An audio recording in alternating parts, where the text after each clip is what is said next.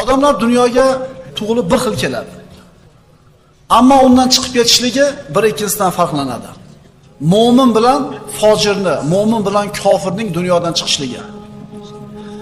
Tanadan ruhni chiqib ketishligi, o'limni mo'min ham tan oladi, kofir ham tan oladi. Bu ayni haqiqat. Ammo ularning mana shu dunyodan chiqib ketishligi hargiz bir bo'lmaydi, hargiz ikkalasi barobar bo'lmaydi. Oxirgi lahzalar.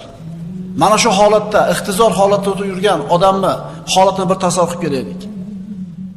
Inson ruhi tanasidan ajrashligiga yaqin bo'lgan paytda ko'zi malaikalarni ko'radi. Mo'min ham ko'radi, kofir ham ko'radi. Payg'ambarimiz sollallohu alayhi vasallam bu haqida sahih hadislarda siz bilan bizga xabarlarni berganlar. Mo'min odam oxirgi lahzalari kelgan paytda ko'zi yetadiganchalik joyda o'zini xaridori bo'lgan jannatdan chiqqan malaikalarni ko'radi. Ularning qo'lida jannatdan bo'lgan kafanliklar, jannatdan bo'lgan xushbo'ylar. Endi buni muqobilida fojir yoki kofir insonni ko'ring. U ham ko'zi yetadiganchalik joyda xaridorlarni ko'radi. Do'zaxdan chiqqan farishtalar, do'zaxdan olingan kafanliklar. Mo'min odam o'zini xaridorlarini, o'zini olib ketishlik uchun ruhini, farishtalarni ko'rgan paytda u uchun dunyodagi eng shirin narsa o'lim bo'lib qoladi. Payg'ambarimiz sollallohu alayhi vasallam aytdilar: "Man ahabba liqa'allohi ahabballohu liqa'ahu." Kim Allohga yo'liqishni istasa, Alloh unga yo'liqishni yaxshi ko'radi. Kim Allohga yo'liqishni xohlamasa, yomon ko'rsa, Alloh ham unga ro'baro bo'lishini yomon ko'radi. Mo'min xaridorlarni ko'rganidan keyin tezroq o'lishlikni xohlab qoladi. Tezroq Allohga yo'liqishni xohlab qoladi. Binobarin Alloh taolo ham uni ko'rishni, unga yo'liqishni yaxshi ko'radi.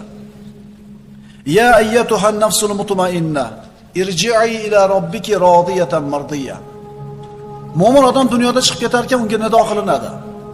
Ey xotirjam, sokin jon, sen Alloh ato etgan ne'matlardan rozi bo'lgan va Alloh taolo tomonidan sening amallaringdan rozi bo'lingan holda Parvardigoring huzuriga qayt. Bu bashoratni eshitgandan keyin o'limdan yaxshi narsa qolmaydi, birodarlar, mo'min uchun. Kofirni ruhi tanasidan chiqmasdan turib, hali o'lmay turib, Alloh taolo aytadi: "Walau tara id yatawaffal ladina kafarul malaika yadribuna wujuhahum wa adbarahum." Kofir o'lmadi hali. Hali tanasidan ruh ajrab ketgani yo'q. Endi Alloh taolo uni holatini bayon qiladi siz bilan bizga.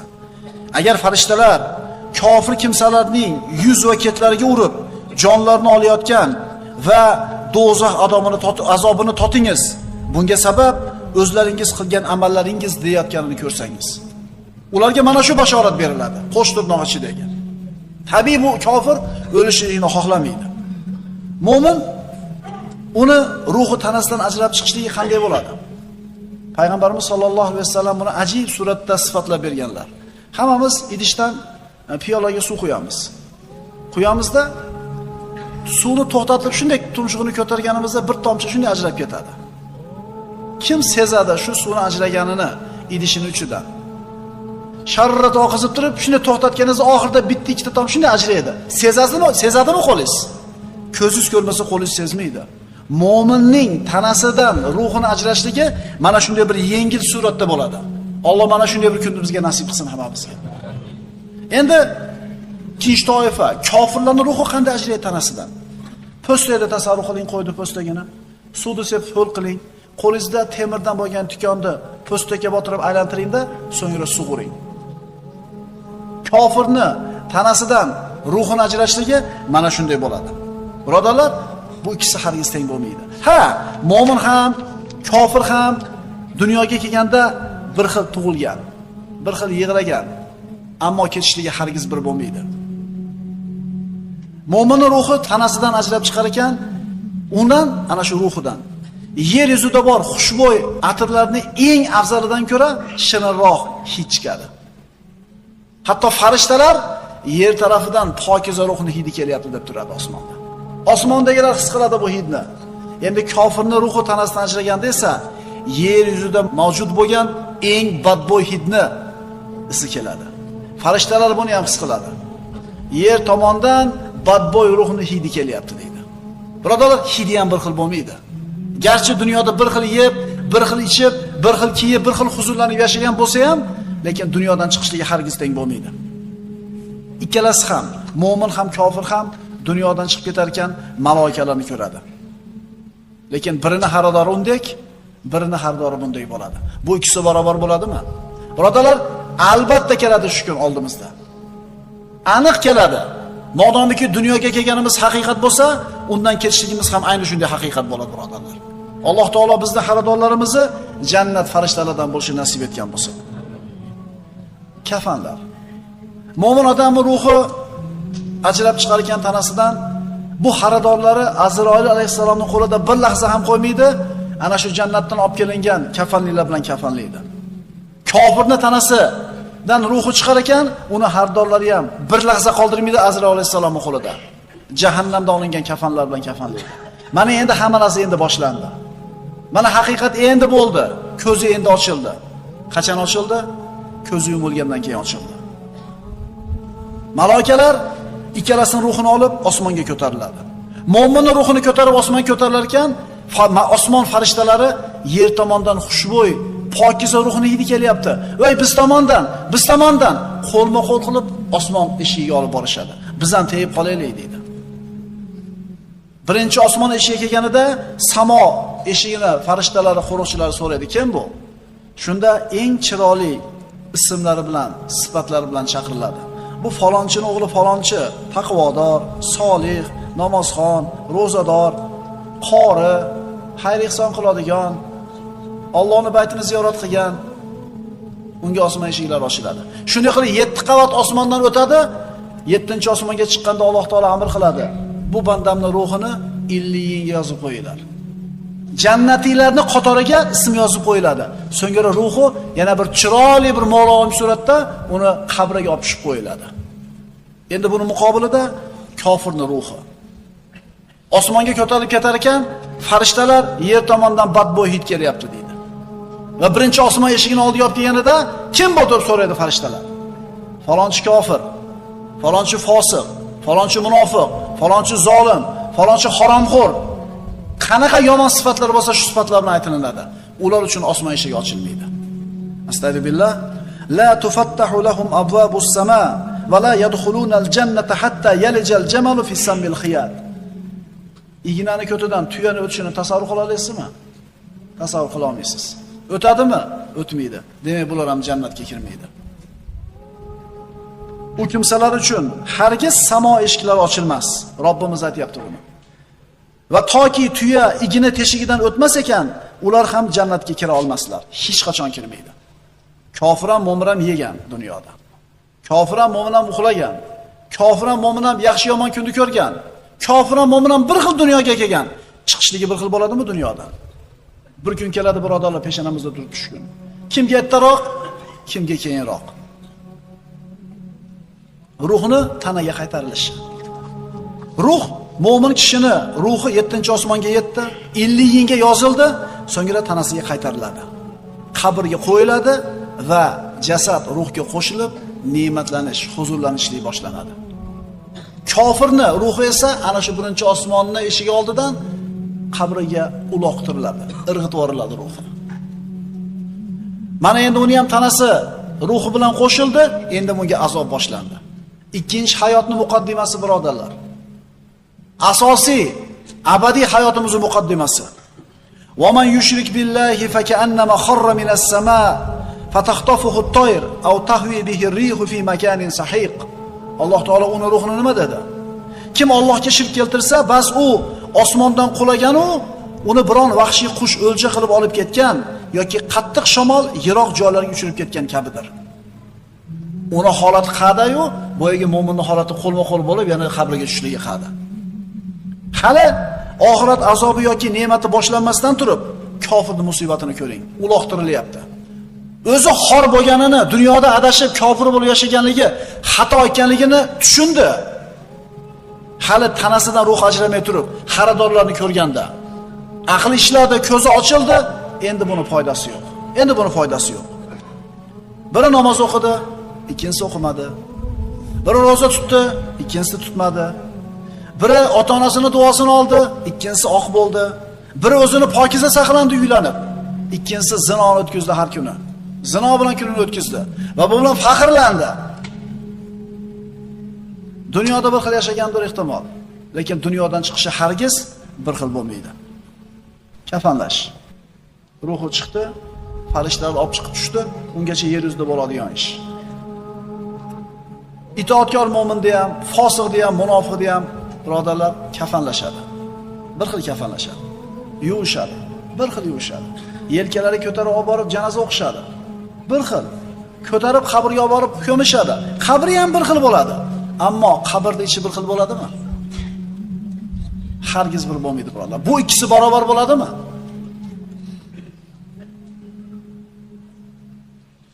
Ikkalasini ko'tarib ketishyapti. Mo'min aytadi: "Tezroq boringlar.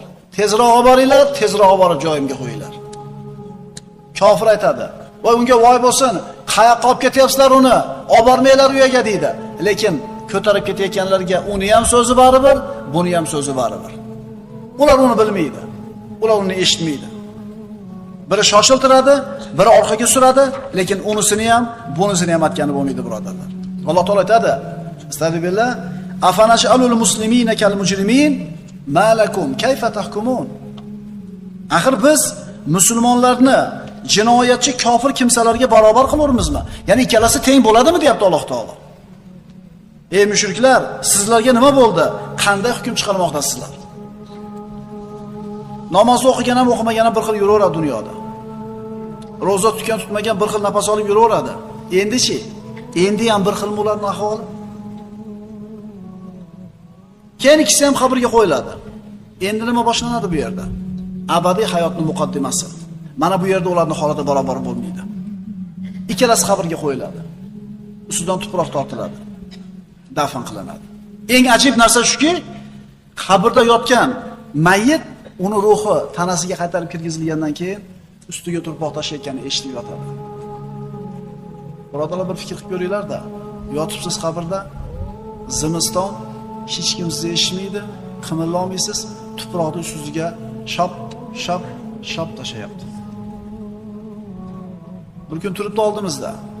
Bu chiroyli jasadlarimiz chiriydi. Bu dunyolarimiz qolib ketadi. Bu yaxshi ko'rgan ayollarimiz, farzandlarimiz Qur'onda o'qib qo'yib ketaveradi. Yakkama-yakka qolamiz Robbimizning maloikalari bilan. Tanish bilishi yo'q. Telefon yo'q. Dunyoda har qanday muammoingizni bitta qo'ng'iroq bilan hal qilib qo'yadigan akaxonlar, ukaxonlar yo'q. Bir kun turibdi, birodar, shu kun turibdi, bir kun keladi boshimizga. Shu kunga tayyorgarlik ko'raylik. Biroz oldin tirik edi bu. Odamlar bilan gaplashyapti, unga gapirishyapti. Biroz oldin tirik edi u. Dunyoda edi, yer ustida edi. Mana endi yer ostida. Tuproqda ostida yolg'iz o'zi. Usmon ibn Affon roziyallohu anhuga jannat, do'zax haqida gapirsa, ko'p ham yig'lamas edi, ammo qabr haqida, o'lim haqida gapirsa, qattiq yig'lar edi. Sababini so'rashganida aytardiki: "Ey birodarlar, qabr oxirat manzilining birinchi bekati. Agar unda ish yengil bo'lsa, undan keyingi narsa undan ham oson bo'ladi" der edi. Alloh taolo yengil qilsin ishimizni, birodarlar. Qabrda ruhi tanasiga kirgizildi, ikkalasini ham o'tkazib qo'yadi malaikalar. Qanaqa qilib o'tkazib qo'yadi? Bu Alloh biladi. Siz bilan biz bu dunyodagi kallalarimiz bilan narigi dunyoda hayotini idrok qilib olishga harakat qilmay qo'yadi. Alloh o'tkazib qo'yadi dedimi? Payg'ambar o'tkazib qo'yadi dedimi? Tamom o'tkazib qo'yadi.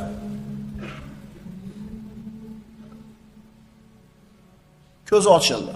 Nimani ko'radi? Ikkita farishtani ko'radi. Qanday qilib ko'radi? Alloh biladi, birodarlar. Mana endi imtihon boshlandi. Mana endi asosiy imtihon boshlandi. Bu imtihondan yutgan haqiqiy yutdi. Yutkizgan eng katta bir mag'lubiyatni topdi. Eng katta fitna boshlanadi. Payg'ambarimiz sollallohu alayhi vasallam mana shu qabrning fitnasidan Alloh taolodan panoh tilagan. Malaikalar so'raydi: "Robbing kim? Diniy nima? Sizlarning oranglarga yuborilgan odam haqida nima deysan?" Mana hozir shu yerda o'tirgan odam hammasi javob beradi. Robbing kim? Alloh. Diniy nima? Islom. Oranglarga yuborilgan odam haqida nima deysan? U kishi Muhammad Rasululloh sallallohu alayhi vasallam. Endi bir odam aytishi mumkin, nima endi 3 qator so'z ekan. Yodlab berib qo'yish qiyinmi? Birodarlar, u yerda bu kalimalarga kim javob bera oladi bilasizmi? Shu kalimalarning taqozosi bilan yashagan odamlar. Man qala la ilaha illalloh muxlisan min qalbihi dahalal janna. Ixlos bilan shu kalimani aytsa jannatga kiradi. Boshqa hadislarda payg'ambarimiz aytganlar, oxiriga aytgan so'zi dunyoda la ilaha illalloh bo'lsa, bu odam albatta jannatga kiradi dedilar. Desa oson ekan-da, ey. Aytib yursang shu tilingga, yo'q, bu tilni xiyonat qiladigan kuni bor. Ana shu xiyonat qiladigan kuni dunyodan chiqib ketayotgan kuningiz. Bu kalimani kim aytadi? Shu kalimani taqozosi bilan yashagan bo'lsa. O'ylamanglar, yodlab qo'ysanglar aytib beradigan narsadir. Mo'min aytadi, Robbing kim? Robbim Alloh deydi. Dining nima? Dinim islom. Sizlarning oranglarga bir kishi yuborilgan. U kishi haqida nima deysan? U kishi aytadi, u zot Muhammad sallallohu alayhi vasallam, Allohning rasuli, u kishiga iymon keltirdim deydi. Maloikalar aytar ekan, shunday deyishini biz bilar edik. Ular bilishar edi. Chunki shu kalimani taqozosi bilan yashagan edi. Chunki bu kishi shu kalimani taqozosi bilan yashadi. Qur'on bilan, sunnat bilan, ibodati bilan. O'shuning uchun bu savollarga osonlik bilan javob bera oldi. Shu vaqt samodan nido qilinadi. Sadaqa abdi. Bandam rost aytdi. Alloh taolo guvohlik beryapti, birodarlar. Endi ayting, buni yoqdagi hayoti qanaqa bo'ladi? U tasavvur qila olmaydigan darajada huzur halovatda bo'ladi. Chunki imtihondan chiroyli suratda o'tdi. Bandam rost aytdi. Unga jannatdan to'shinglar. Unga jannatdan bir eshik ochib qo'yinglar. Taydagi ko'rpa to'shaklari jannatning ko'rpa to'shaklaridan bo'ladi, birodarlar. Uni o'ng tomonidan jannatdan bir darcha ochib qo'yiladi. Jannatning hidi, harorati, boradigan qasrlari, qo'liga kiradigan hur ayinlarni ko'rib, huzurlanib yotadi. Robbi aqimissa, Robbi aqimissa. Parvardigor qiyomatni tezroq qoyim qil, tezroq qoyim qil deb shoshiltiradi. Chunki boradigan joyi aniq bo'lib qoldi-da. Endi buni muqobilida kofirga keladi bu ikkita farishta. So'raydi, Robbing kim? Dining nima? Sizlarni oranglarga yuborilgan odam haqida nima deysan? U, ha, bilmayman deydi. Robbing kim? Ha, bilmayman. Odamlar nima desa shuni der edim. Dining nima? Ha, bilmayman. U haq degani qo'rqayotganligini belgisi. Qo'rquvning ma'nosi. Sizlarni oranglarda bir kishi yuborilgan. Nima deysan u haqida? Ha, odamlar nima desa men ham shuni aytganman deydi. Farishtalar aytadi, la darita va la tarita. Bilmading, o'qimading. Haqni bilmading, Qur'onni o'qimading. So'ngra temirdan bo'lgan ko'zi bilan boshiga shunday uradi, turpoqqa aylanib ketadi. Bir urishida. Shunday qichqirib turpoqqa aylanib ketadiki, inson va jin toifasidan boshqa hamma mahluqotlar uni ovozini eshitadi. Faqat inson bilan jin eshitmaydi. Agar inson bilan jin eshitganida hushidan ketar edi. So'ngra jasad yana boyga ahvolga olib kelinadi, yana boshiga uriladi. U unga qiyomatgacha beriladigan, qabrida beriladigan azobning bir ko'rinishi. So'ngra nido qilinadi, bandam yolg'on gapirdi. Unga dozoqdan to'shaylar, dozoqdan eshik ochib qo'yinglar. Ana farq, birodarlar. Nima yuribsan sen ham, men ham yuribman. Senni ham bor unasi, men nima farqimiz bor o'rtamizda desa aytamiz. Ha, bu dunyoda vaqtinchalik dunyoda farq bo'lmayotgan bo'lishi mumkin bir qarashda. Ammo sen ham o'ladigan kun bor, men ham o'ladigan kun bor. U kunda ahvolimiz bir xil bo'lmaydi. Mo'min uchun jannatdan darcha ochib qo'yildi. Qara, mana bu joy seni makoning. Banda boyaga makonini ko'rib turib, boyaga aytganimizdek shoshiltiradi. Parvardigor qiyomatni qoyim qilgin deydi. Shuning uchun iymon e'tiqodi bilan, ibodati bilan pokiza holatda dunyodan yashab o'tgan. Voy bechora, yosh ketibdi demanglar. Uni sizlarga rahmi kelyapti o'z aslida. U jonni topshirib oldi, xaridorlarning kimligini bildi, qabrda ne'matlar unga ko'rsatildi, jannatdagi boradigan joy ko'rsatildi. U yaxshi dunyoda sizning dunyoyingizdan. Siz o'zingizga rahmingiz kelsin. Chunki siz qanaqa ketasiz hali Alloh biladi. Ammo kofir uni ostiga olov to'shaladi. Jahannamdan eshik ochiladi. Uni issig'i, badbo'y hidlari tegib turadi. Qabri uchun tor qilinadi. Qabri uni qisganda qovurg'alari bir-biriga kirishib ketadi. Ammo mo'minning qabri ko'zi yetadiganchalik keng masofa qilinadi. Endi bu kofir shu holatda turib, Robbim qiyomatni qoyim qilmagin deb turadi. Uni aytgani ham bo'lmaydi, buni aytgani ham bo'lmaydi. Parvardigor olam o'zi xohlagan paytda qiyomatni qoyim qiladi. Ehtimol ikkalasi ham yonma-yon dafn qilinar. Yonma-yon dafn qilinadi. Birini qabri rohat, birini qabri azob bo'ladi, birodarlar. Bu azoblar nima uchun berilyapti unga? Allohni tanimadi, namoz o'qimadi, roza tutmadi, haromdan o'zini saqlamadi. Darsimizning nihoyasi, mo'min qabrida turar ekan, yuzlari nihoyatda bir go'zal, kiyimlari pokiza, hidi xushbo'y bo'lgan bir inson kirib keladi. Haligi qabrda yotgan mo'min qarab turib, "Sen kimsan? Yuzingdan yaxshilikni xabari kelib turibdi, kimsan?" deydi. U aytadi, "Men seni solih amalingman." Birodarlar, bizni qilgan amallarimiz inson suratida keladi. Aytadi, "Allohning toatiga shoshilar eding, gunoh ma'siyatdan o'zingni olib qochar eding. Men seni namozingman, ro'zingman, hajingman, umringman, da'vatingman, tilovatingman" deydi. Kofir esa buni aksini ko'radi. Uni qabriga xunuk badbashara, ko'rinishi yoqimsiz, kiyimi, hidi yoqimsiz bo'lgan bir badbashara kishi kirib keladi.